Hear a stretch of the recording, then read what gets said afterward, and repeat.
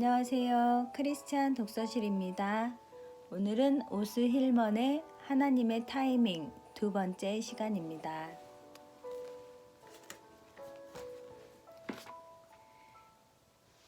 하나님의 방식. 굿나르 올슨이 키프로스에서 열린 국제 기독교 지도자 모임에 나를 초청했을 때 나는 그저 웃을 수밖에 없었다. 때는 1998년이었고 내가 요셉 구덩이에 빠진 지 4년째 되던 해였다. 택시 요금도 지불할 수 없는 형편에 어떻게 키프로스행 비행기를 탄단 말인가. 게다가 나는 키프로스가 어디에 있는지조차 몰랐다. 지도를 보고서야 그곳이 터키 남동부 지중해에 위치한다는 사실을 알았다. 아무튼 키프로스로 가는 길은 전적으로 불가능해 보였다.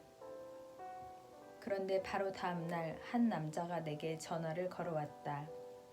두세 달 전에 만났던 그는 내일 뭐 하실 건가요? 하고 대뜸 물어왔다. 사무실에서 일해야죠 뭐. 나는 대수롭지 않게 대답했다. 그럼 저와 함께 공항에 가지 않을래요? 당신과 의논하고 싶은 일이 있어서요. 나는 동의했고 다음날 우리는 함께 공항으로 향했다. 실은 친구를 마중하러 가는 길이에요. 그 친구는 키프로스에서 선교사로 일하는데 3월에 굿나르 올슨과 함께 집회를 주최할 예정이랍니다. 혹시 그 집회에 대해서 들어본 적 있으세요? 나는 깜짝 놀랐다. 그리고는 굿나르를 통해 그 행사에 초청받았노라고 이야기했다. 그래요? 선생님은 정말 가셔야겠군요. 우리가 그 집회에 사업가들도 초청할 계획을 세우고 있거든요. 사실 바로 선생님께 사업가들을 위한 연수회를 인도해달라고 부탁하려고 했습니다. 물론 여행 경비와 사례금은 드리겠습니다. 어떠세요? 정말 놀랄 일이었다. 내가 키프로스로 가게 되다니 하나님이 당신의 임재를 내게 확신시키고자 기적적인 방법으로 일을 진행하는 것이 분명했다. 그런데 여행을 떠나기 바로 몇 주 전 나는 다른 사업가들이 연수회에 참석하지 못하게 되었다는 소식을 전해 들었다. 자연스레 내 여행도 취소되었다. 그래, 거기 가는 건 하나님의 뜻이 아니었을 거야. 나는 그렇게 생각해 버렸다. 하지만 며칠 후 클라크라는 친구가 $1,500의 후원금에 대해 말을 꺼내자 이야기가 달라졌다.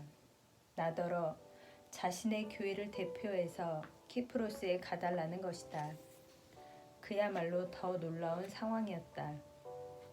더욱이 나는 그 교회에 다니지도 않았다.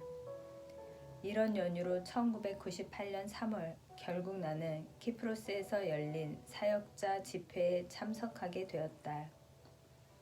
그런데 집회 중에 한 사람이 내게 오더니 갑자기 이렇게 말을 건넸다. 주께서는 하늘에 마련된 상급을 얻게 하시려고 당신에게 일시적인 파탄을 허용하셨습니다. 나는 이전에 그 남자를 만난 적이 없었고 그 역시 나에 대해 아무것도 몰랐다. 더욱이 그는 영국인이고 나는 미국인이었다. 하지만 하나님은 내게 필요한 메시지를 그에게 알려주셨다. 지난 4년간의 상황에 비추어 보건대 그의 말은 내게 너무나 딱 들어맞았다. 우리는 잠깐 대화를 나누었는데 그가 자신의 역경을 이야기하자 서로의 마음이 연결됨을 느낄 수 있었다. 그는 자신이 저지르지 않은 범죄로 인해 무고한 옥살이를 견뎌야 했으나 하나님은 그 경험을 통해 주께 더 가까워지도록 그를 도우셨다. 우리는 기도로서 대화를 마무리했다. 리더십으로 이끄시는 하나님의 통로. 리더십으로 이끄는 통로는 거의 언제나 역경의 골짜기를 통과하게 되어 있다. 우리는 이 원칙을 요셉의 이야기뿐 아니라 신구약 성경의 많은 지도자들에게도 발견할 수 있다. 모세는 호화로운 궁전에서 자랐지만 어쩔 수 없이 도주하여 40년을 광야에서 지냈다. 그런 후에야 비로소 하나님은 불타는 떨기나무 앞으로 모세를 불러 히브리 민족의 지도자로 세우셨다. 여호수아 역시 젊을 때는 애굽에서 노예로 지냈고 중년 이후에는 모세 곁에서 광야를 배회했다. 하나님이 가나안 정복을 앞두고 이스라엘 군대의 지도자로 여호수아를 부르셨을 때 그는 이미 역경과 매우 친숙해진 상태였다. 선지자 다니엘은 바벨론 궁정에서 권세와 영향력을 떨치기 전 풀무불과 사자굴을 통과해야 했다. 다윗, 이사야, 아모스, 호세아 그리고 구약의 다른 지도자들의 삶 역시 이와 동일한 패턴을 가지고 있다. 심지어 신약 성경을 보면 예수님마저 광야에서 배고픔과 목마름 그리고 사탄의 시험과 회방을 당하셔야 했다. 그런 후에야 주님은 공적 사역을 시작하실 수 있었다. 또 주님의 제자들도 교회를 세우는 지도자가 되기 이전에 스승을 잃고 신앙적으로나 인격적으로 실패를 겪어야 했다. 빈 무덤을 발견하기 전까지는 캄캄한 좌절의 시기를 견뎌야 했다. 바울은 어떤가? 그는 다메섹 도상에서 시력을 잃었다. 바울에게 역경은 평생의 친구였다 해도 과언이 아니다. 3차례 태장으로 맞고 1번 돌에 맞고 3번이나 파선을 당했으며 매를 맞아 죽기 직전까지 간 것만도 5차례였다. 노상 강도들, 부패한 종교 지도자들, 로마의 압제자들로 인해 그는 부단히 위기에 처했다. 그러나 이 모든 역경에도 불구하고 바울은 이렇게 결론지었다. 우리가 사방으로 우겨쌈을 당하여도 쌓이지 아니하며 답답한 일을 당하여도 낙심하지 아니하며 박해를 받아도 버림받지 아니하며 거꾸로뜨림을 당하여도 망하지 아니하고 우리가 항상 예수의 죽음을 몸에 짊어짐은 예수의 생명이 또한 우리 몸에 나타나게 하려 함이라. 철로 역정의 저자 존 버녀는 가난한 집에서 자라 독학으로 글을 배웠다. 젊은 시절 그는 하나님께 용서받지 못할 거란 생각에 시달렸으며 영벌에 대한 환상 때문에 괴로워했다.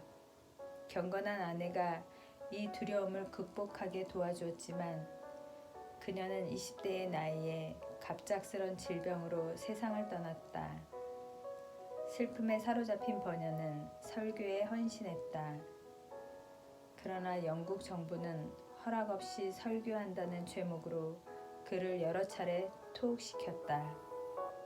한 번은 3개월형을 선고받았는데 설교를 계속하겠다고 말하는 바람에 형기가 12년으로 늘어나 버렸다. 요셉이 그랬듯 존 버년도 옥살이를 하는 동안 하나님의 임재를 특별한 방식으로 체험했다. 불후의 고전인 철로 역정을 쓴 것도 바로 감옥에서였다. 이 책은 역경의 불로 연단받은 영혼만이 쓸 수 있는 책이었다. 하나님은 언제나 범사를 주관하고 계시며 우리의 삶을 통해 당신의 목적들을 이루어 가신다. 시편 기자는 이 원칙이 요셉의 삶에서 어떻게 작용하는지를 다음과 같이 묘사했다. 그가 또 그 땅에 기근이 들게 하사 그들이 의지하고 있는 양식을 다 끊으셨도다. 그가 한 사람을 앞서 보내셨으며 요셉이 종으로 팔렸도다. 그의 발은 착고를 차고 그의 몸은 쇠사슬에 매였으니 곧 여호와의 말씀이 응할 때까지라.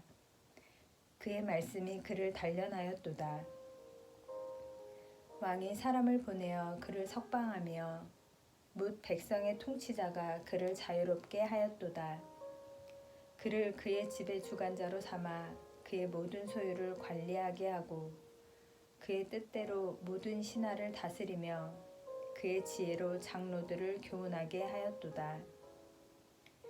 우연이란 존재하지 않는다. 구약 성경의 사울 왕 이야기는 하나님의 역경을 선용하신 또 다른 사례다.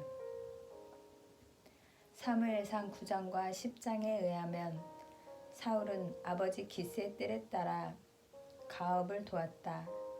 그 가업이 어떤 것인지 자세히 밝혀져 있진 않지만 아마도 나귀와 관련된 사업이었던 것으로 보인다. 성경시대의 나귀는 교역과 상업을 중개하는 주요 운송수단이었다. 나귀 몇 마리를 잃은 기스는 아들 사울에게 하인과 함께 가서 찾아오라고 명했다. 사울과 하인은 여기저기를 돌아다녔으나 나귀들을 찾지 못한 채 며칠을 보냈다. 이에 사울은 아버지가 자기들을 염려할 것이 걱정이 되어 되돌아가고자 했다. 그때 하인이 요즘식으로 말하면 자문을 구하자는 제안을 했다. 이에 동의한 사울과 하인은 하나님의 사람이 있다는 성으로 발걸음을 옮겼다. 그런데 그들이 막 성으로 들어가려 할 때 길에서 사무엘과 마주쳤다. 이 일은 전혀 우연이 아니었는데 이미 전날 하나님께서 사무엘에게 내일 이맘때에 내가 베냐민 땅에서 한 사람을 네게로 보내리니 너는 그에게 기름을 부어 내 백성 이스라엘의 지도자로 삼으라고 말씀해 두셨기 때문이다. 사무엘이 사울과 가까워질 때에도 하나님은 다시 한번 보라, 이는 내가 네게 말한 사람이니 이가 내 백성을 다스리리라고 알려주셨다. 사울은 사무엘에게로 다가가 선견자의 집을 가르쳐 달라고 부탁했다. 이에 사무엘은 자신이 바로 그 선견자라고 답한다. 내가 선견자니라. 너희가 오늘 나와 함께 먹을 것이요 아침에는 내가 너를 보내되 네 마음에 있는 것을 다 네게 말하리라. 그러나 사무엘의 예언을 들은 사울은 선지자가 뭔지 착각했다고 여기면서 이렇게 대답했다. 나는 이스라엘의 모든 지파들 가운데 가장 작고 미약한 베냐민 지파 출신입니다. 우리 지파에서는 왕이 배출된 적이 한 번도 없습니다. 그런데 어찌하여 당신은 그리 말씀하십니까? 사울은 제 자신에게 민족을 이끌 만한 자격이나 역량이 없다고 느꼈다. 하지만 사무엘은 그런 사울에게 기름을 부어 이스라엘의 왕으로 삼았다. 요컨대 사울은 나귀를 잃어버리는 사업상의 실패를 거쳐 지도자의 자리에 올랐던 것이다. 그러는 동안 하나님은 사울의 모든 여정을 주관하셨다. 하나님이 나귀를 잃게 하셨으므로 사울은 그것들을 찾아 나서야 했다. 또한 사울이 나귀 찾는 일을 포기하려 했을 때에 하인의 마음을 움직여 인근 성읍에 사는 선지자를 찾아갈 것을 제안토록 하셨다. 뿐만 아니라 하나님은 그 선지자로 하여금 사울을 기다리게 하셨다. 이처럼 하나님의 계획은 한치의 오차도 없이 실현된다. 우리 삶에서도 마찬가지다. 하나님은 우리를 목적지로 이끌 정확한 계획안을 갖고 계신다. 우리 자신이 굳이 무슨 일들을 꾸리려 애쓸 필요가 없이 하나님은 친히 그 계획대로 주관하신다. 만일 요셉 구덩이를 통과하는 중이라면 자신은 상상조차 할 수 없는 사역을 하나님이 당신을 위해 계획하고 계심을 자각하라. 온 마음을 다해 하나님께 매달리기만 하면 된다. 거짓 겸손. 그렇다면 하나님의 소명에 대한 사울의 반응을 좀 더 자세히 살펴보자. 하나님이 왕으로 택하셨다는 말을 들었을 때 사울은 다음과 같이 대답했다. 나는 이스라엘 지파의 가장 작은 지파 베냐민 사람이 아니니까 또 나의 가족은 베냐민 지파 모든 가족 중에 가장 미약하지 아니하니이까 당신이 어찌하여 내게 이같이 말씀하시나이까.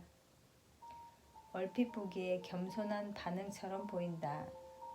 사울이 수줍어하면서 나는 보잘것없는 베냐민 지파 사람이에요. 왕이 될 자격이 전혀 없습니다. 라고 대답하는 것만 같다. 그러나 사울은 진정으로 겸손한 반응을 보인 것이 아니다. 그가 보인 반응은 거짓된 겸손이었다.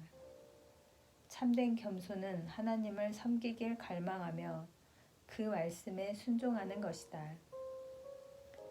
아직 어린 사무엘을 하나님이 부르셨을 때 사무엘은 말씀하옵소서 주의 종이 듣겠나이다 라고 응답했다. 하나님이 당신의 메시지를 이스라엘에게 전하게 하시고자 이사야를 부르셨을 때 이사야는 내가 여기 있나이다 나를 보내소서 라고 대답했다. 또한 하나님이 구주의 모친으로 삼기 위해 마리아라는 젊은 여자를 부르셨을 때 마리아는 주저하지 않고 주의 여종이오니 말씀대로 내게 이루어지이다 라고 응답했다. 그러나 사울은 이와는 전혀 다른 반응을 보였다. 그는 거부 의사와 거짓 겸손을 나타냈다. 그의 반응은 참된 믿음의 결여와 교만을 드러낸다.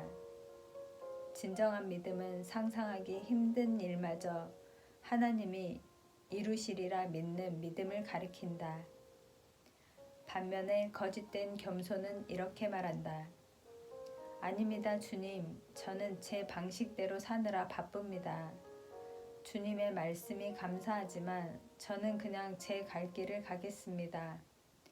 그 일일랑 다른 사람에게 맡기시기 바랍니다. 하나님이 우리를 다듬으실 때 제일 먼저 하시는 일은 자아 중심적인 생각을 제거하는 것이다. 그는 우리를 되짚어 엎어 흔들며 겸비케 하고 또한 엎어뜨리신다. 그분이 원하시는 건 우리의 기술이나 재능, 능력이 아니다. 그분은 기술이나 재능 면에서 우리를 능가하는 수많은 이들을 알고 계신다. 그가 원하시는 것은 오직 우리의 헌신된 마음이다. 사울은 이스라엘의 왕위에 앉아야 할 날에 종족을 감추었다. 왜 그랬을까? 자기 삶에 대한 하나님의 계획을 의심했기에 숨어버린 것이다.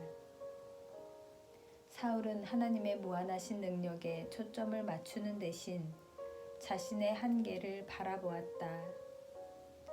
우리 역시 사울과 흡사하지 않은가? 우리도 하나님의 능력보다는 자신의 연약함에 초점을 맞춘다. 죄책감과 후회, 과거의 실패와 죄악들, 예전의 정서적 상처들 틈에 스스로를 숨긴다. 그러나 하나님은 당신 자신의 한계를 넘어 하나님의 무한하신 능력을 체험하게끔 우리를 도우신다. 다른 사람이 됨. 하나님을 경험하는 삶의 저자 헨리 블랙커비는 하나님과 동행하는 사람은 현재의 위치에 그대로 머무를 수 없다고 했다. 그렇다. 하나님이 우리를 새로운 방향으로 움직이실 때마다 우리는 계속 변해야 한다. 안전지대에서 나오지 않으면 가치 있는 일이 실현되지 않는다. 하나님의 마음에 합한 사람이 되기 위해서는 우리를 새롭게 고치시는 하나님의 손길을 허용해야 한다. 우리는 이 진리를 사울의 생애에서 찾아볼 수 있다. 사무엘은 사울에게 기름을 부은 후에 네게는 여호와의 영이 크게 임하리니 너도 그들과 함께 예언을 하고 변하여 새 사람이 되리라고 예언했다. 생각해보라. 하나님의 영이 사울을 전혀 다른 사람으로 변화시켰다. 옛 사울이 사라지고 왕이 될 새 피조물이 되었다. 하나님은 바로 우리의 삶 속에서도 그와 같은 일을 행하길 원하신다. 우리를 고쳐서 예수 그리스도의 성품을 드러내게 하시길 원하신다. 우리가 현 상태에 머무른다면 우리 삶을 위한 하나님의 계획이 실현될 수 없다. 그러므로 바울은 이렇게 권면한다. 너희는 이 세대를 본받지 말고 오직 마음을 새롭게 함으로 변화를 받아 하나님의 선하시고 기뻐하시고 온전하신 뜻이 무엇인지 분별하도록 하라. 하나님이 우리를 변화시키실 때 그분은 새로운 파트너십, 즉 세상에서 당신의 목적을 실현할 팀을 만드시는 것이다. 그러므로 이스라엘의 왕으로 즉위했던 사울은 절대 군주가 된 것이 아니라 여호와 하나님과 선지자 사무엘을 포함하는 삼자간 파트너십의 일원이 되었던 것이다. 우리 역시 마찬가지다. 하나님께 온전히 순복할 때에야 비로소 새로운 파트너십의 일원이 될 수 있다. 다시 말해 성부 하나님, 성자 예수님, 성령님, 그리고 우리 사이의 친밀한 관계 말이다. 우리들 각자는 자기 삶의 군주가 아닌 한 팀의 구성원이며 하나님께 순종하는 사람들이다. 부르심을 확증하시는 하나님의 방법. 하나님이 새로운 방향으로 우리를 부르고 계심을 어떻게 알 수 있을까? 새 방향으로 몰아가고 계심을 느낀다 할지라도 그 느낌이 사실이란 것을 어찌 알 수 있을까? 혹시 자신의 감정에 휩쓸리고 있는 건 아닐까? 아니면 하나님의 뜻을 오해하고 있는 건 아닐까? 이는 중요한 질문들이다. 우리 삶에 어떤 새로운 일이 일어난다면 우리는 그것이 하나님께로부터 비롯되었음을 알 필요가 있다. 다행히 하나님은 부르심을 확증하는 방법을 제시하셨다. 바로 사울의 이야기를 통해 하나님이 어떻게 당신의 뜻을 확증하시는지를 엿볼 수 있다. 이에 사무엘이 기름병을 가져다가 사울의 머리에 붓고 입맞추며 이르되 여호와께서 내게 기름을 부으사 그의 기업의 지도자로 삼지 아니하셨느냐. 내가 오늘 나를 떠나가다가 베냐민 경계 셀사에 있는 나엘의 묘실 곁에서 두 사람을 만나리니 그들이 내게 이르기를 네가 찾으러 갔던 암나기들을 찾은지라. 내 아버지가 암나기들의 염려는 놓았으나 너희로 말미암아 걱정하여 이르되 내 아들을 위하여 어찌하리요 하더라 할 것이요. 사울로서는 하나님이 자신을 왕으로 택하셨음을 알만한 증거가 오직 사무엘의 말뿐이었다. 그래서 사울은 사무엘이 진정 하나님의 선지자인지 아니면 광야의 뜨거운 햇빛을 너무 오래 쬐 미취광에 불과한지를 확인해 둘 필요가 있었다. 이에 하나님은 사무엘이 진정 하나님의 대변자임을 사울에게 확신시킬 증거를 제시하셨다. 즉 사울이 잃어버렸던 나귀들을 되찾아 주심으로써 사무엘의 말과 사울의 소명을 확증하신 것이다. 사울이 해결하려 애쓰던 문제를 하나님이 직접 해결해 주셨다. 이제 사울은 자신의 문제를 해결받았을 뿐만 아니라 삶의 새로운 목적도 갖게 되었다.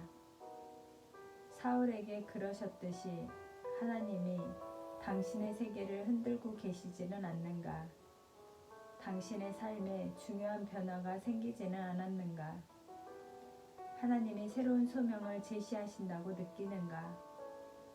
그렇다면 이 중요한 시기에 하나님이 당신의 삶에 소개하시는 사람들에게 유의하라. 당신의 생각과 비전과 의문들을 성령의 인도에 민감한 사람들과 더불어 상의하라. 당신을 위해 기도하는 이들에게 물으라. 지혜와 확신을 주는 말들을 경청하라. 그러한 조언으로부터 하나님의 음성을 자각할 수 있도록 도와달라고 간구하라. 그리고 하나님이 뜻을 확증하실 때 담대히 일어나라. 예전엔 꿈도 꾸지 못했던 방식으로 당신을 들어쓰시는 하나님께 순종하라.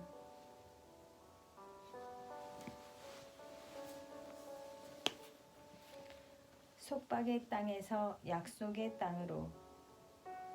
새 사람이 되는 일은 회심으로 가는 긴 여정의 일부다. 그리스도께로 나아가기 전에 우리는 속박의 땅 애굽에서 살았다.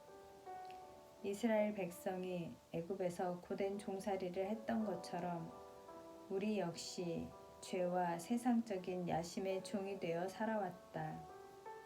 사도 바울은 이렇게 말한다. 하나님께 감사하리로다. 너희가 본래 죄의 종이더니 너희에게 전하여 준 바 교훈의 본을 마음으로 순종하여 죄로부터 해방되어 의에게 종이 되었느니라. 그리스도께 가기 전 우리는 출세와 물질적 풍요를 얻으려 땀 흘리며 애썼다. 일은 우리의 우상이었고 탐욕이 우리의 감독이었다. 사업상으로는 성공을 거두었을지 모른다. 그러나 진실로 우리는 애굽 땅에서 종살이를 하던 중이었다. 우리가 출세를 몰아간 것이 아니라 출세가 우리를 몰아갔기 때문이다.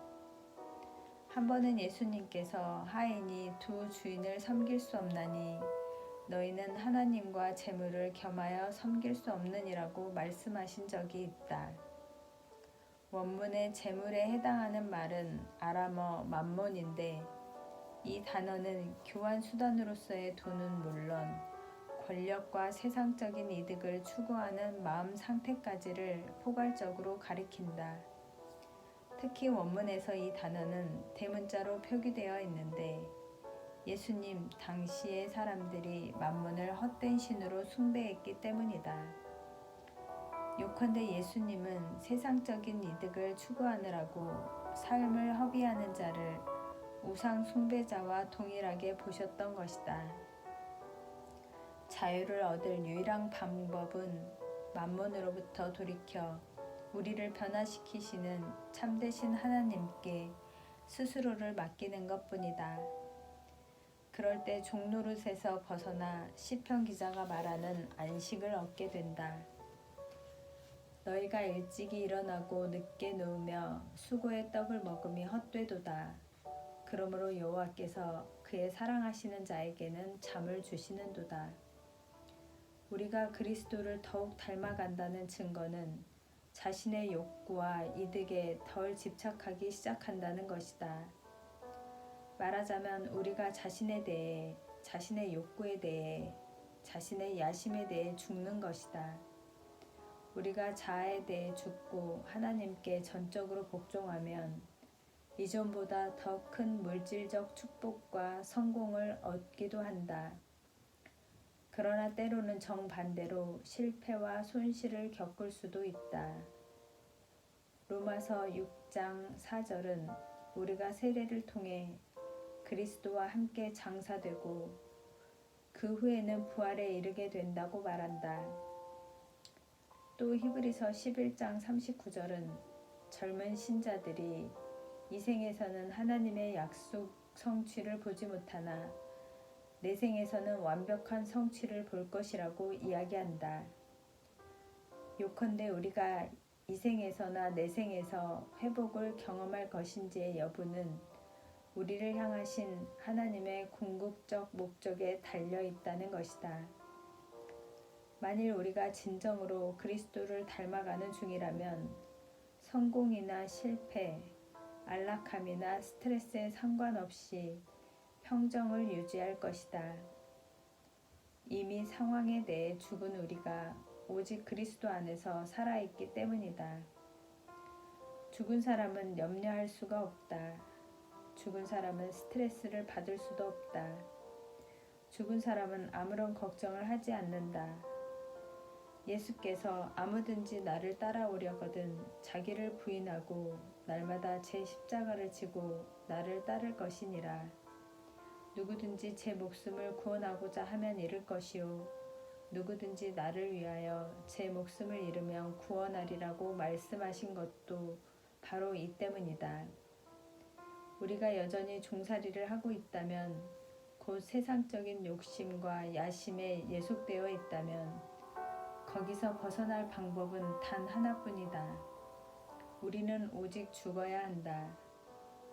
모세가 이스라엘을 애굽에서 이끌어냈을 때 그는 그들을 홍해 가장자리로 데리고 갔다. 바다 앞에 선 백성들의 뒤에서는 애굽 군대의 병거 소리가 들려왔다.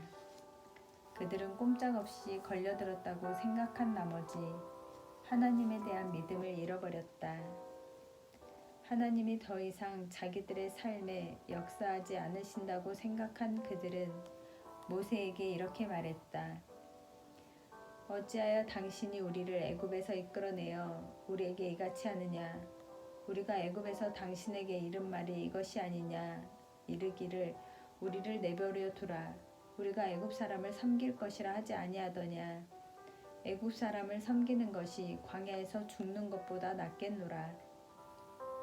이스라엘 백성은 바로와 홍해 사이에 그 절망적인 장소로 자기들을 이끄신 분이 하나님임을 알지 못했다. 자유를 얻기 위해서는 먼저 깊은 물을 통과해야 한다는 사실을 상상조차 할 수 없었다. 홍해의 물은 신약시대의 세례 예식에서 그랬듯 죽음을 상징한다. 여호와께서 마침내 홍해를 가르시사 이스라엘 백성은 양편으로 물벽이 솟은 바닷길을 걸어서 홍해를 건넜다. 그들은 바다 깊은 곳까지 내려갔다가 다시 올라갔다. 그제야 비로소 그들의 옛 자아는 죽고 약속의 땅으로 인도되는 새 생명이 탄생했다. 이스라엘 백성의 여정은 우리에게도 똑같이 적용될 수 있다. 역경의 시간 동안 우리는 공포에 질려 하나님께 어찌하여 나를 이 역경의 광야로 이끌어내어 죽게 하십니까? 라며 울부짖는다. 우리는 자아에 대해 죽기보다는 차라리 종살이를 하더라도 이로부터 최대한 빨리 벗어나기를 갈망한다. 그러나 하나님은 우리에 대한 명확한 계획을 갖고 계신다. 우리가 약속의 땅에 합당한 새 사람이 될 수 있도록 깊은 물을 통과시키는 분이 바로 하나님이시다. 이전 것을 벗어버림. 하나님의 소명에 응답할 때 우리는 이스라엘 백성이 약속의 땅으로 나아가는 과정에서 마주쳤던 것과 똑같은 도전에 직면한다. 이스라엘이 요단강을 건너 약속의 땅에 발을 디뎠을 때 하나님은 여호수아에게 오랫동안 잊고 지내던 할례 의식을 다시 시행하라고 명령하셨다. 할례 의식은 창세기 17장에서 하나님이 아브라함과 더불어 맺으신 언약의 표시였다. 그러나 이 의식은 이스라엘의 40년 광야 여정 동안에는 시행되지 않았다. 여호수아는 하나님의 지시에 순종하여 기브앗 하랄롯에서 이스라엘 남자들에게 할례를 거행했다. 할례 의식에는 피 흘림과 고통이 따랐으며 이스라엘 남자들은 상처 부위가 낫기까지 제대로 활동할 수 없었다. 그들의 상처가 아물자 하나님은 여호수아에게 내가 오늘 애굽의 수치를 너희에게서 떠나가게 하였다고 말씀하셨다. 이스라엘이 순종하는 반응을 보여드리자 하나님이 그들의 수치를 제거하신 것이다. 할례는 이처럼 예전 것들을 벗어버림을 뜻한다. 또한 그것은 시험과 순종과 고통, 그리고 하나님 앞에 선 자아의 겸손을 나타낸다. 일단 예전 것들이 제거되어야 하나님이 축복을 선언하신다. 속박의 치욕과 수치가 떨어져 나간다. 이제 할례 받은 자들은 젖과 꿀이 흐르는 땅에 거주할 준비가 되었다. 이로써 우리의 모든 고생이 끝난다는 뜻일까? 아니, 그렇진 않다. 이스라엘이 요단강을 건너 약속의 땅에 들어간 다음 진짜 테스트가 시작되었다는 것을 잊지 말아야 한다. 그들에겐 치러야 할 대가, 곧 전쟁이 기다리고 있었다. 사실 이스라엘 백성은 약속의 땅을 얻기 위해 주요 전투만 39회나 치러야 했다. 이스라엘은 그 땅의 죄악이나 우상 숭배와 타협할 수 없었다. 오로지 그것들을 몰아내야만 했다. 바울은 우리의 씨름은 혈과 육을 상대하는 것이 아니요 통치자들과 권세들과 이 어둠의 세상 주관자들과 하늘에 있는 악의 영들을 상대함이라. 그러므로 하나님의 전신 갑주를 취하라. 이는 악한 날에 너희가 능히 대적하고 모든 일을 행한 후에 서기 위함이라고 했다. 신자로서 우리는 이 전쟁에서 승리할 때까지 늘 악에 대항해 싸울 것이다. 하나님은 약속의 땅으로 들어가도록 우리를 강요하지 않으신다. 많은 이스라엘인들이 약속의 땅에 들어가길 거부하고 광야에서 죽었다. 우리 역시 불순종하여 광야에서 죽는 편을 택할 수도 있다. 그러나 그분이 주신 둘도 없는 이 삶을 굳이 저버릴 이유가 있는가? 하나님은 우리를 위해 밝은 미래를 설계하셨다. 만일 그분의 소명을 받아들이고 역경의 광야에서 우리를 개조하고 고치시는 그분께 자신을 내맡긴다면 그 미래는 우리의 것이 될 것이다. 여러 해 전 어느 시인은 하나님이 당신의 용도에 맞도록 우리를 어찌 개조하시는가에 대해 다음과 같이 노래했다.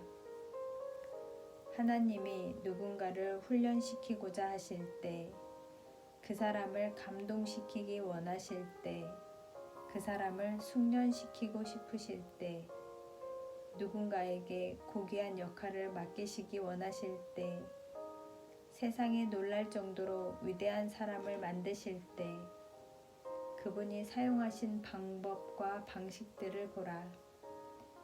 당신이 택하신 자를 얼마나 철저히 다듬으시는지, 그 사람을 내리치고 상하게 하시며 강력한 타격을 가하여 그를 초라한 진흙덩이로 전락시키시니, 이를 이해하는 이는 오직 하나님뿐이시며 고통에 겨운 그의 심령은 부르짖을 뿐이며 그는 탄원의 손을 치켜들 뿐이다.